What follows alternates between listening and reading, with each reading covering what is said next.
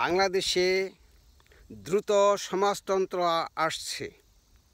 শিক্ষার্থীদের নেতৃত্বে বৈষম্যহীন সমতা আসছে সমাজে।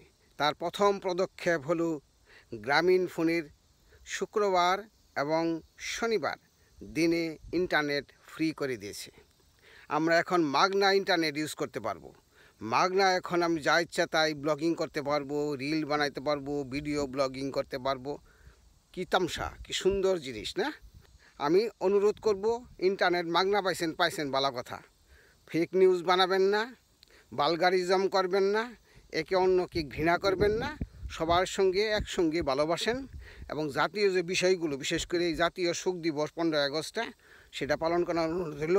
যদি বিএনপি এবং আওয়ামী লীগ এবং এই সরকার পাশাপাশি থাকে তাহলে দেশের উন্নয়ন হবে এবং সবাই আশা করি এই শাসনকে এনজয় করবেন এবং বাংলাদেশে আসলে একটি সমাজতান্ত্রিক সমাজ, ন্যায্য সমাজ, ধর্মনিরপেক্ষ সমাজ গড়ে তুলবেন ডক্টর ইউনূসের নেতৃত্বে।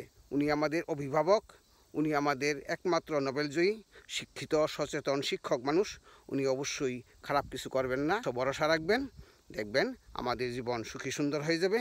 বাংলাদেশও আমেরিকার মতো উন্নত হবে, আমেরিকার একটা প্রদেশের মতো আমরা অনেক বিকশিত হব। পাশাপাশি আমরা যত্রতত্র আমেরিকা যেতে পারবো, ইউরোপে যেতে পারবো এবং আমরা একজন বিকশিত জাতি হিসাবে গড়ে তুলব।